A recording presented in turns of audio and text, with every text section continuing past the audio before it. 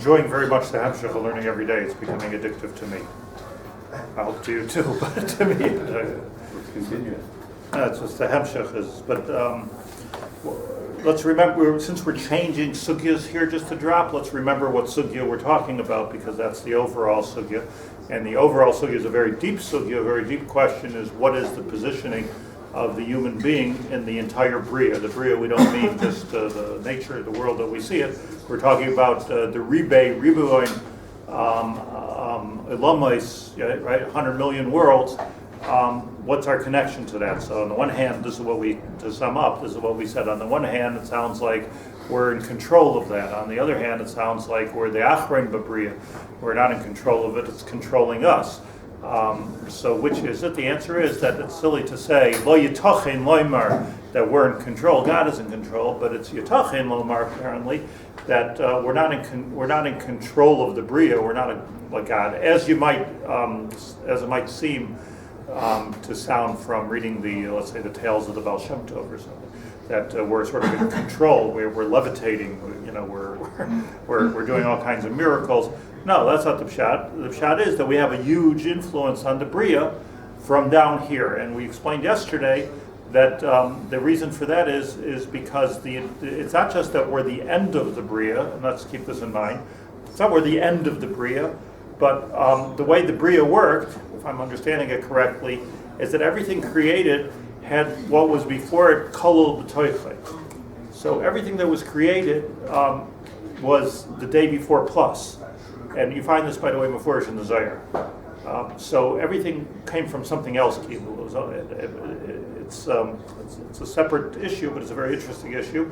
But what's important for us right now to understand is that the Adam, the man, is not the head of the Bria, but the culmination of the Bria. And the way I explained it, which I think is pretty human and logical, easy to understand, is that it means the culmination, it means the purpose of the Bria. Tachlis of the Bria. The Tachlis of the Bria is the Adam. The Adam is the one who's supposed to take, as I said in the mashal, all the nails and the wood and the cement and put it all together to make the Mishkan LaHashem, to make the Dira B'Tachtonim. So that's our purpose.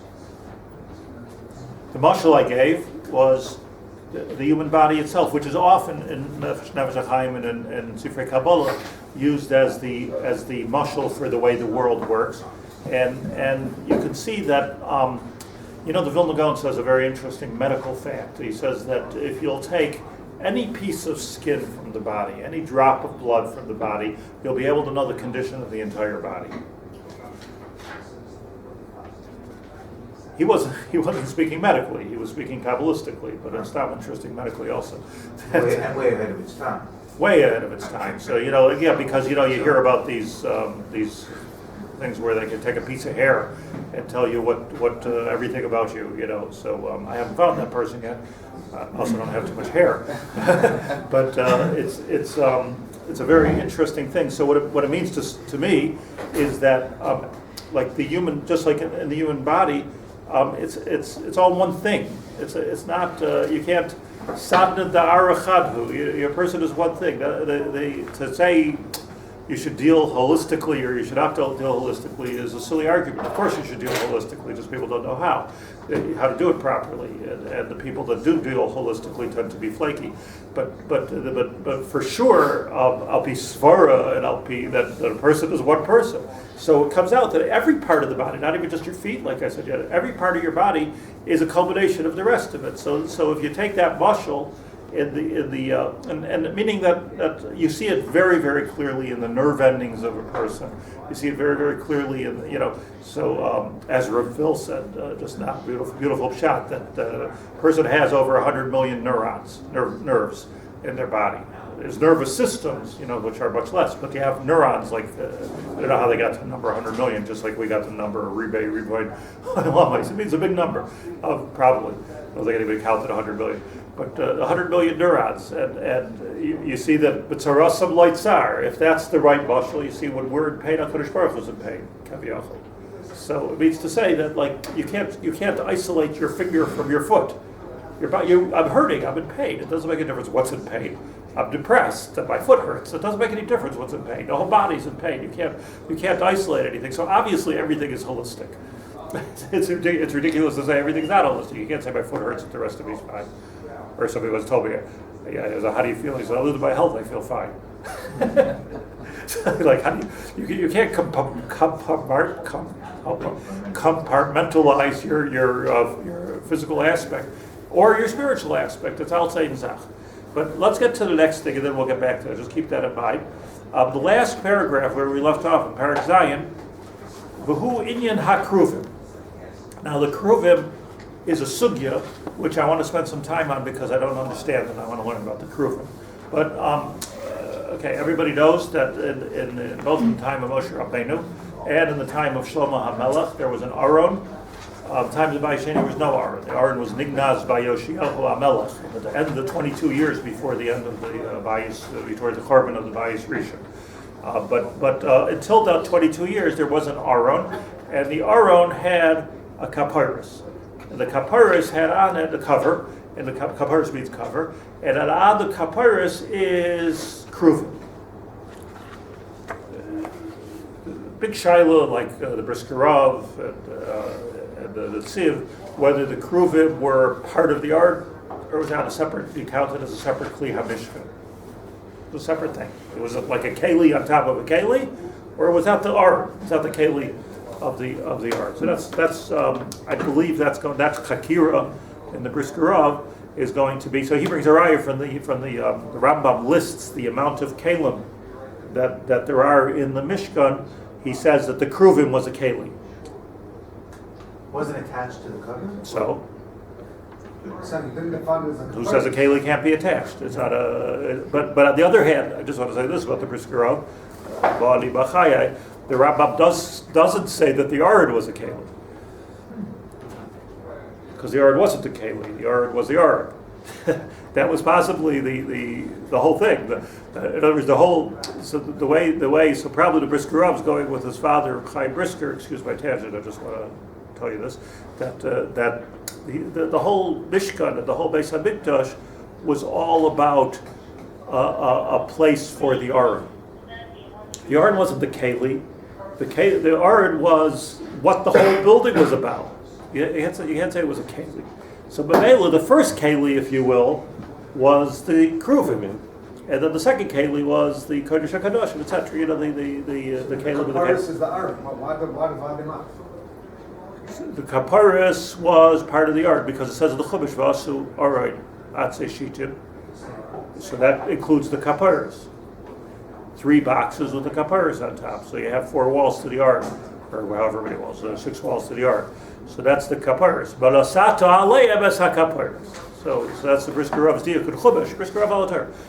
That's a Diakon Chumash, that the Kaparis is something you put al HaKaparis. It wasn't part of the Kaparis, even though it was tzamud, and it was certainly never removed, but it wasn't part of it. I somehow feel this is going to be important in the technology of how this worked. But you had these Cheruvim. And the Cheruvim, so famously, how were the Cheruvim faced? Two things that we need to know before we even start the sugya. How are they faced? So the Chumash, it says, Vasisa aleim shnei hakruvim panav el ish el achiv. Ish el achiv. So clearly they were facing each other. And what's also important as a yisoid is that the 2 Cheruvim, one represented HaKadosh Baruch Hu, one represented Klal Yisrael, and what's also important is that one was a Zachar and one was a Nekeva. Which one was God? Zachar. Why are you so sure? Chauvinist you? He started everything. Israel referred to as So we're the Kala. Let's say like this, Noisenu Makabel.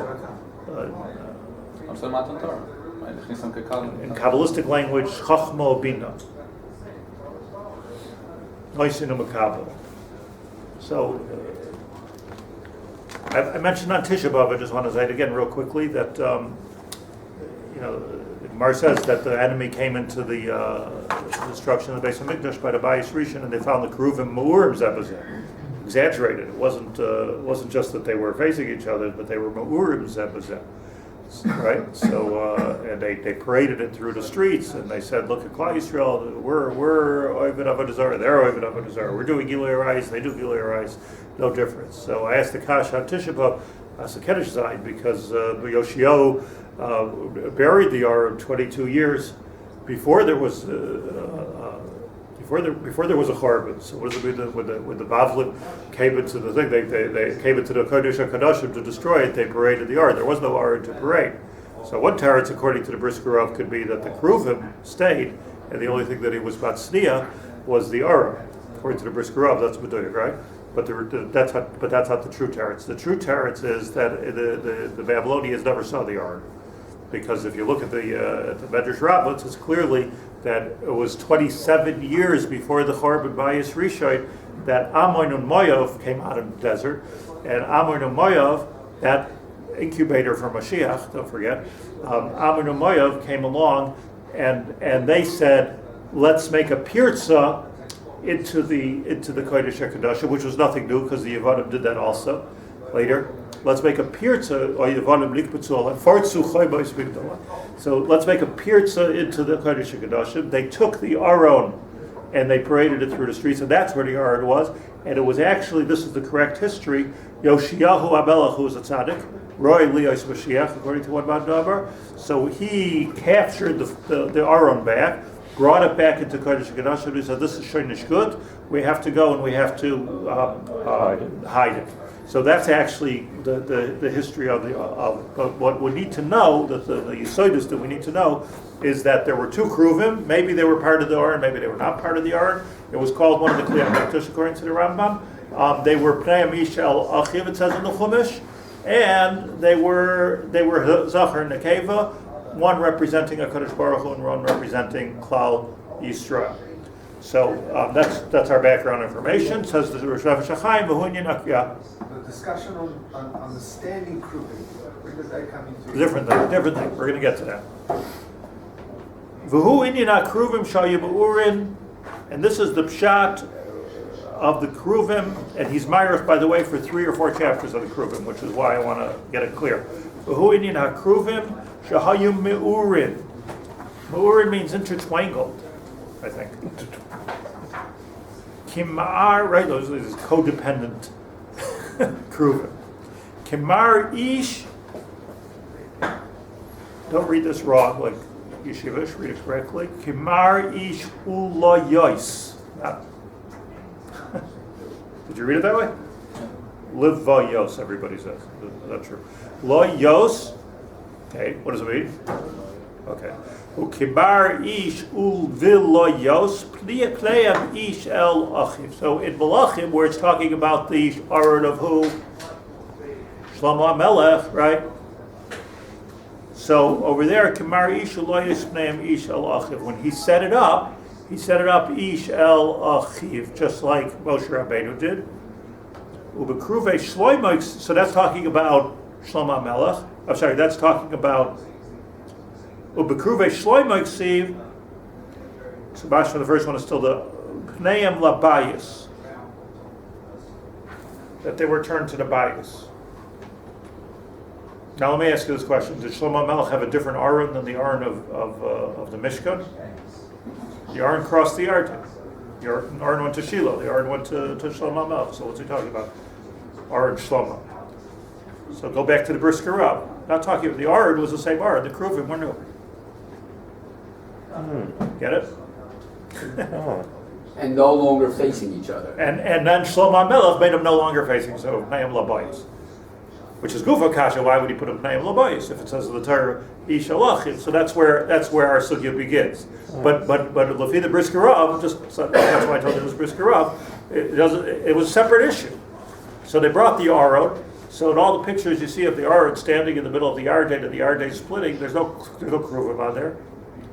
So right, the Cheruvim can only be when it's in the Kodesh HaKadoshim. There's no Cheruvim. You're not walking around with the Aron and the Cheruvim. They weren't walking. So they had Cheruvim, and the Cheruvim went on the Aron. So now Shlomo HaMelech made new Cheruvim, and he made them not like it says in the Torah, Pella, but Pneim Alabayis. What's the Peshat translation of Pneim Alabayis? Panim El Abayis, meaning facing Mizrach. So they both faced Yeah. the same direction, not outwards? They both faced, kind of away from each other. Not opposite ways. They both looked straight. So it means, I understand it. Here, which part is the bias? Moshe is asking a very good question. Where's the bias? This whole thing is a bias. What's the bias? Well, the bias means Mizrach, Rashi says. So Rashi's Pneim El HaBayis means it faced Mizrach. In the Kodesh Kodashim, the holiest place was a Shechina b'Mizrach. So what you had over here was, here's your Aron, here's your Kaparas.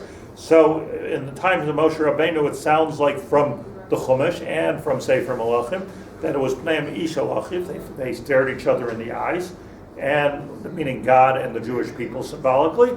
And in the time of Shlomo HaMelech, he set them up l'chatchila that it should be Pneim El HaBayis. We're not talking about any miracles here. He set them up l'chatchila Shlomo HaMelech that they should be Pneim El HaBayis, a Pella. So if these are new Kruvim, it implies Yoshiyahu buried the Kruvim. Yosha was way after Shlomo? We lost a lot of the Kalim. The Romans took them. The Babylonians took them. Yoshiyahu is after Shlomo. So What? so No, Yoshiyahu. Yeah, it was of course It after. means that there are two sets of Kruvim. There's a set that Tzalmim and the set that That's Shlomo. Shlomo made. Correct. So where did they put it first? The first set of Kruvim? I don't know. It's unknown. Not known. A lot. What are the? I mean, you could ask Akasha on all the Kalim of the Mishkan. Right, where did those Kalim go? So I saw once somewhere that they were destroyed in Shiloh. There was a Harvard in Shiloh. Don't know. It's when I say I don't know, I mean I don't know. I mean it's I have a suffix in it. It's a legitimate query to me. What happened to those kalim? But you see, in any case, the dimensions were even different between Shlomo HaMelech and Masechta Midos. You see, the dimensions were different. They didn't go clearly with the dimensions of B'Tzalel. Interesting. did you say what the lawyers was? What was? The lawyers. What is it? It means surrounded. That's what the word means. Surrounded. Surrounded pneihem ish alachim. Kimar ish v'layos. It was like the entanglement of man and those that surround him. Pneihem ish alachim. The pasuk needs hesber, but that's what it means. It's a similar lashon to Leviah, but it's not the same word. It's not the same word. Hine. So paraches. Let's. This is real learning. So let's pay attention here. Hine Chazal Amar B'nina Kruvim. We're going to look at that Gemara. Baba Basra Tzadik Tesam and Aleph. Chazal say Ketzad Hein Oimden. The Gemara has a shaila Ketzad Hein Oimden. Rabbi Yochanan Rebbe Lazar. This is a machlekes Rabbi Yochanan Rebbe Lazar. I'm going to take a break and then I'm going to open the Gemara in Baba Basra Tzadik Tesam and Aleph, which you can follow along in, but I want to see the Rashba. So here it says like this. It says in Shmois Chavches.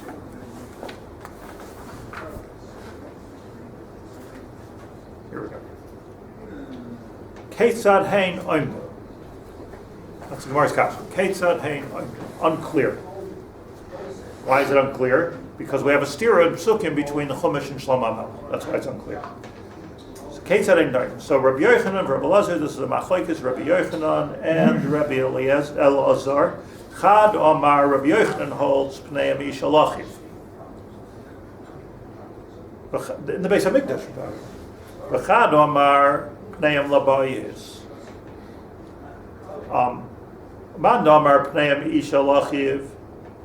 So, for the Gemara, that how could you say Pnei Ish Alachiv by the Mikdash of Shloimei? Haksiv, it says before in Divrei Hayamim, where it describes the Mikdash of Shloimei, Pneim Labayis. Kenush Zayin, it says before Pneim Labayis. Says the Gemara like Kasha, famous answer. Kam Bizman Yisrael Oisim Ritzayin Shemach and Kam Bizman She'ein Yisrael Oisim Ritzayin Shemach. So all of a sudden we're introduced with a new concept that was it Pneim Labayis? No, it was Pneim Ish Alachiv. Who says that? Rabbi Yochanan. It was Pnei Mishal Achiv. Why does it say Pnei Labayis? The answer is, it depends. How do you understand that? That there was some kind of a nest. Right? It was a nest. Like it turned around based on the condition of the Jewish people. Based on the condition of our relationship with HaKadosh Baruch Hu, it turned around. Isn't that how everyone understands it? Okay. Kan Bizman Shein, it's not Muchach in the Gemara, because the Gemara could say that they changed it. Maybe the Kohen Gadol changed it or something. But the way we understood it as children is that it was a nest that took place. Kam Bizman Shein Yisrael Oiser Ritzayin Shalom. Ulaman Damar Pneim Labayis, and according to Rebbe Lazar, that says, what do you mean? It says in Divrei Yom Pneim Labayis. Haksiv, what did Shlomo HaMelech do with the pasuk of Pnei Mishal Achiv? If you're holding that's what Shlomo HaMelech did, Pnei Labayis, what does he do with the pasuk in Chumash, in Shmois Chaf Hei? Says the Gemara, Gevaldik de Mitzadadei Atzdodei. Okay, according to that, they were on a slant. Gevaldik. Tanya, like we learned in the Brisa, Unklus Hageroimer, there's a member from Unklus, Kruvim Maisit Sa'atsuim Heim, Umitzaidadim Pneim Ketalmid Hanifter Mirabai. So Unklus taught us, where's this Unklus in Divrei Hayamim, the Maisit Sa'atsuim, that there was movement in the, and it was Mitzaidadim Pneim Ketalmid Hanifter Mirabai. Now, let's just think about this for a second. So, when Shlomo HaMelech set up the Beis HaMikdash, forget about the Ness for a second. When Shlomo HaMelech set up the Beis HaMikdash, how did he do it? Pneim El Aboyis or Pneim Yishal Achiv? El Aboyis. Well, it says in the pasuk, Pneim El Aboyis. According to the first Mandomer, right? According to Rabbi Yochanan. No, according to Rebbe Lazar. According to Rebbe Lazar, it's Pnei El Habayis, and that's how he set it up. And according to the Shita that says Pnei Mishal, that it was El Habayis, you have to say the first teretz says. In other words, how did he set it up? Forget about what happened. The nest. How did he set it up? So he set it up Pnei El Habayis, according to everybody. According to everybody. Either you hold that was how they were, so it was Pnei El Habayis, or he set it up Pnei El Habayis, and they miraculously turned. So why would he set it up? That's the question. Of Einois and Ritzaynu Shalmach. That's the question. Why would he do that? Like, why would he make our default status Einois and Ritzaynu Shalmach? Isn't it somewhere in the middle though? Well, yes. They're not really looking away from each other, they're looking... No, so the answer is the Gemara, the Mitzadadei Atzdodei. So Mitzadadei Atzdodei means it was someplace in the middle. No, that's it sounds like he only lechatchila set it up to give a slant. Right. So you have to learn that he set up lechatchila on a slant. So the Rashbam here, Rashbam is the Pirush on Baba Basra, the Rashi on Baba Basra, if you will. Mitzadadei Atzdodei, Ksas Labayis, Uksas Zelazet. It was a shtickle this way, a shtickle that way. So this was Shlomo HaMelech's Chachma. L'shitasai, like cutting babies in half and things like that. He was the great divider. Right. Great divider. So what he did is he, look, not right this way, it's not right that way. But, so he didn't want to set it up, interesting. He didn't want to set it up, Pnei Mishal Achiv. Apparently that wasn't the situation. He didn't want to set it up Pnei Labayis, because that's not the right way. So he set Pnei Labayis as opposed to Pnei Mishal Achiv, but really it was Mitzadei Atzdodei. Everybody with me? So it says Rashbam, Ksas Labayis, Uksas Zelazet. Ki Adam Shemedaber im Chaveroi, Ki Adam Shemedaber im Chaveroi, V'hoifech Roishei Ksas L'tzad Acher. So you have here three situations, if I may. One situation is, let's say you and me are talking, Elias. So what situations like this? I'm looking a completely different way, you're looking a completely different way. And what kind of conversation? And then you can say to me, listen, if you want to talk to me, look at me. Okay. So that's one situation. Shlomo Melech did not set up the Beis HaMikdash that way. But that's a situation in a case. There's another situation where we're looking straight each other in the eyes. And that's how we're talking. That means we're in love. So the Rashbam says, what does it mean when it's studei atzadoide? We're friends. So you have three madregas here. You have the madrega where we're looking away from each other. We're facing different directions. Not back to back, but we're both facing the bayis. We're not looking at each other. We're both looking out into the thin air. We have another situation where we're deeply in love. And you have another situation where we're friends. Interesting thing, right? So anybody, let's say, who's married has had all three situations. These are three situations. What? It's hard to remember one. Which one? The We have a different group for that. Rashbam says in Rabbi Yochanan, someone like made them facing each other, and I guess they only turned away later. Could be. So according to Rabbi Could be. Lazar- I'm not clear. Yeah. So according to Rabbi Lazar, it's always the same thing, no? Is it the Cherubim are a different type of relationship according to Rabbi Lazar? According to Rebbe Lazar, it's kichaver. They don't Always. move. They don't move. No. How do you know they don't move? He never said it because the whole seer was according to Rabbi Yochanan. We don't know. It's not muchach whether they move or they don't Because move. we're not giving different situations. Yeah, but you for see, Rabbi Lazar. yeah, hello. But you see that when the enemies came in, they were mu'urim zeh b'zeh. So history tells us they're mu'urim zeh b'zeh.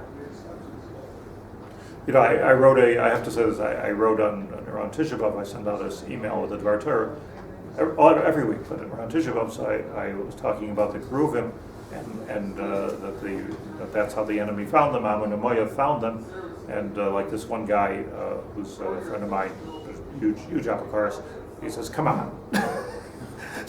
like, why would you believe that there was a miracle that happened that they turned it? So I told him I also believe in Kriyas Yamsuf. Why is this such a pellet to you? Like, I also believe the mud fell from Shabbat. You know, I mean, you could have discredited me a long time ago when you stuck out the Cheruvim over here, the group.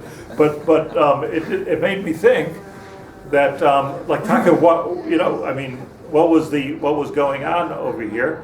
But again, what I'm saying, what I think what we see clearly here is that there were three different matzavim. Yeah, let's look at the Gemara a little bit further.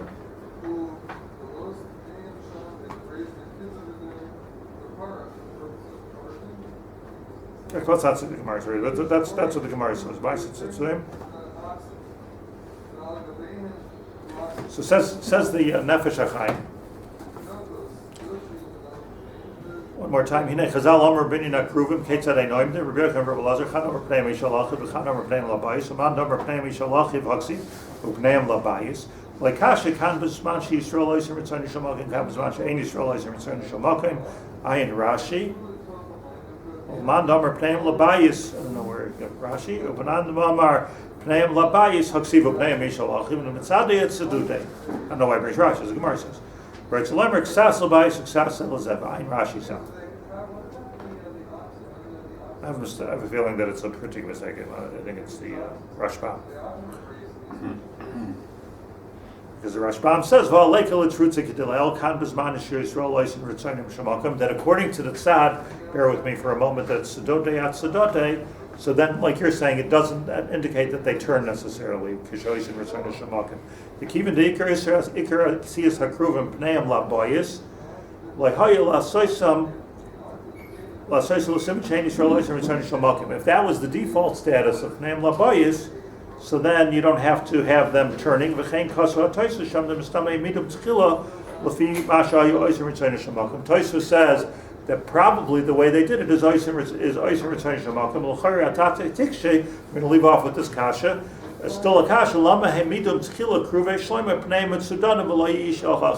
After everything that we learned, the question is, why didn't they face them towards each other? Who's they? Shlomo Melech. Why didn't this? Is, we're going to leave with this kasha today. That why didn't it's a very profound question with a very profound answer. That the profound question is that Sof Kol Sof Shlomo Melech in his Chachma decided that the default status of Klal Yisrael with HaKadosh Baruch Hu is Sadudei Atzadoyim. And it could be there was a miracle that happened, according to one Shita, there was a miracle that happened that they drained around Pneim Ish El Achiv Mamish. And according to the Rashbam, so let me just end off by saying this is Nakuda here, the way I see it. And that is that there's the Pneim Ish El Abayis never happened, according to this. That's for Oisfarfs. That's not going to happen. What happened, it means there's two conditions, three possible conditions and two actual conditions between HaKadosh Baruch Hu and Klal Yisrael. Either we're friends or we're in love. So Sedudei Atstoidei allowed for a friendship relationship. So this like Rashbam says, Kimadaber Ishim Reyehu. So a friendship relationship is such that we're facing each other, but we're not mamash staring at each other in the eyes. A loving relationship is when we turn to each other and we mamash look at each other straight in the eyes. That's the loving relationship. So it could be that according to the Shita that says that it was Ma'aseh Tzatzuyim Haim, that it turned around, like the Onkelos says, that it turned around and meant to say that when we were in really good shape with HaKadosh Baruch Hu, we were madly in love. And when we were madly in love, it was Pnei Mishal Achiv, we mamash stared at each other in the eyes. Otherwise, we weren't in a bad place with HaKadosh Baruch Hu, but it was B'tzad Tzedodei Atzdodei. We had a casual relationship with HaKadosh Baruch Hu. So there's two possibilities in the history of the Jewish people, either a casual relationship or a loving relationship. I spoke on Tisha B'Av about the unbelievable thing that when the enemies went into the base of Mikdash, we had a loving relationship because it's a pella, but it's a pella any way you look at it. But the default, this is what we learned today. The default status of HaKadosh Baruch Hu with Klal Yisrael is friends. The status that we can turn it into is a status of love. And that's something that, and by the way, let me just say this, that when Klal Yisrael was Oila Regel, in the time of the Bayis Rishon, so it says, the Gemara in Bava Basra, a little further, says that they opened up the parochas, and Klal Yisrael looked at the Cheruvim. The Eidus Huli Yisrael, and it was an Eidus, Sha'osin Ritzonei Shel Malkam. Oisin Ritzonei Shel Malkam happens when? All the time. Kinireh. Oisin Ritzonei Shel Malkam is always, even if they're Stodei Atzdodei, we're Oisin Ritzonei Shel Malkam. But there's something even more than Oisin Ritzonei Shel Malkam, where it's Ava Zebazeh. You get it? Like that's the big thing here. In other words, there was always, they didn't take a chance on opening these paroichas. And it doesn't say that when they opened the paroichas, there was a shash that they were going to say, oh my gosh, we're in bad shape, because Pneim Labais. No, that's not what happened. What happened is there was always an Eidus. The question is, what's the Eidus? Is the Eidus that they were facing each other, mamish, and we have this unbelievable, really good with God right now? Or was it Sedudei Atzdodei that we're Kemedaber Yishirei? We're having this kind of friendship with. So we need to be ma'ayin tomorrow on what does it mean to have a friendship with HaKadosh Baruch Hu, Kemedaber Yishirei, which it says by Moshe Rabbeinu, by the way, and what does it mean to have a love with HaKadosh Baruch Hu, which, by the way, doesn't say by Moshe Rabbeinu. It says Kemedaber Ki Shamadaber Imrei, and but then it also says Panim El Panim, right? They spoke face to face. So there, the Chazal say there were two things. Sometimes it was Kemedaber Yishareu, sometimes Panim El Panim. You hear me? So like the Pshat is in the deep word between Moshe Rabbeinu and Kadosh Baruch Hu Gufa, there was two matzavim. Never a bad matzav, but there was a matzav of sometimes like a friend, sometimes love, depending on what. Klal Yisrael. So it's exactly the same thing. Look at Moshe Rabbeinu. Here's something which is so deep, that the relationship between Moshe Rabbeinu and HaKadosh Baruch Hu was the relationship of the two Cheruvim. Very good. But the relationship of Ponim al Ponim, or Kemedaber Yishareu, is not the same thing. That's two different matzavim of the Cheruvim, and the Cheruvim, he spoke to the Cheruvim, represented that relationship, or in general, the relationship possible between man and God. The relationship between man and God is a Pella Atzuma. Why should there be any relationship between man and God? God created the world. But this is the whole Chiddush here. The whole Chiddush of Moshe Rabbeinu was, the whole Chiddush of Nevuah is that Hashem talks to us. And the Chiddush of Tefillah is that we can talk to HaKadosh Baruch Hu. Now, is it Kimadaber Yishol Re'eyu, or is it Ava? It seems like this is the only nace where we're firing these synapses, as opposed to the other nisim where it's really, let's see where Absolutely true. Absolutely true. Okay. Thank you. Continue tomorrow 9 o'clock.